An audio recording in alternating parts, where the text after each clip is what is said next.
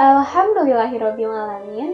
Masih kembang kempisnya dadal, berdegupnya jantung dan nyalanya akal kita hari ini bukan semata tanda kita masih hidup, melainkan sebuah isyarat bahwa Sang Ilahi masih memberi kita kesempatan untuk memperbaiki kesalahan, bangkit dari kegagalan, juga memanfaatkan ribuan hari yang telah Ia beri.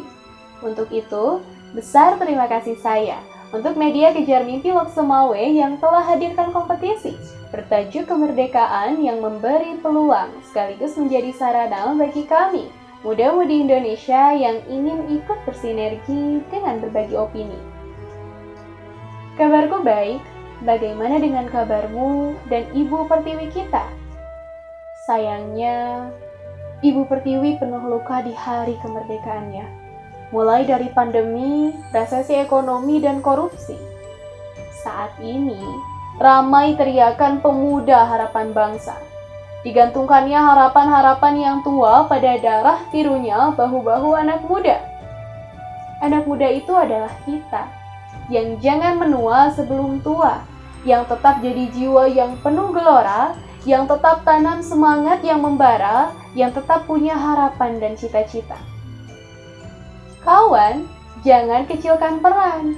Ingat, kita ini pewaris kemerdekaan. Kita sama-sama tahu, Indonesia terlahir dari darah pejuang yang rela tertumpah. Tercatat pula dan yang takkan dilupa, Indonesia tidak lepas dari catatan juang angkatan muda.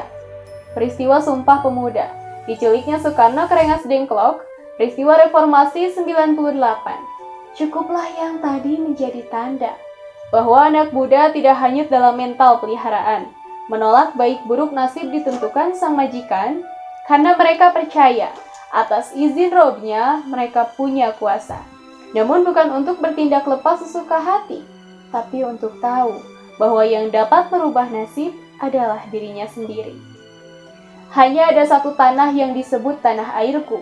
Ia berkembang karena usaha, dan usaha itu adalah usahaku. Kutip seorang penyair asal Belgia yang kalimatnya menjadi kalimat favorit Bung Hatta. Ya, ada yang lebih penting dari sekedar memperingati, yaitu memaknai dan berdedikasi. Untuk itu, mengambil peran tidak semudah membalik telapak tangan. Itu semua butuh perjuangan.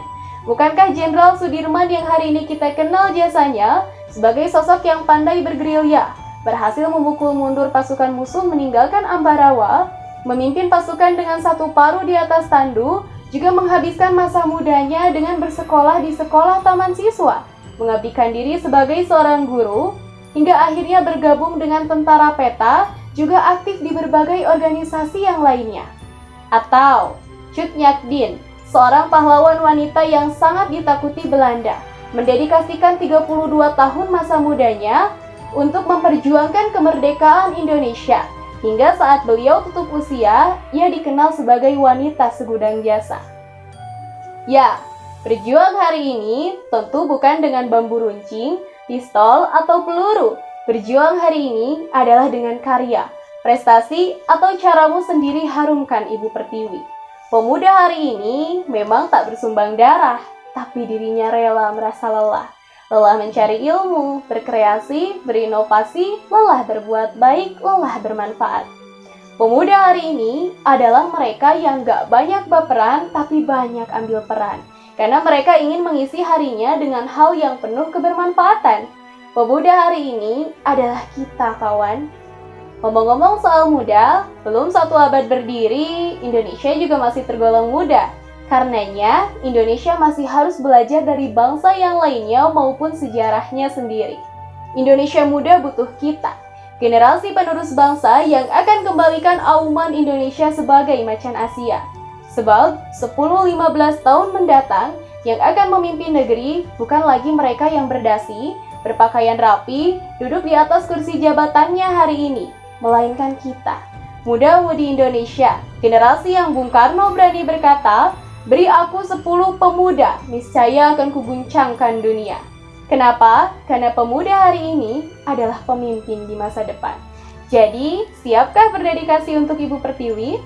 Kelapa sawit ada di Kediri, jangan lupa dibagi-bagi. Haifa pamit undur diri, di lain hari berjumpa lagi. Wassalamualaikum warahmatullahi wabarakatuh.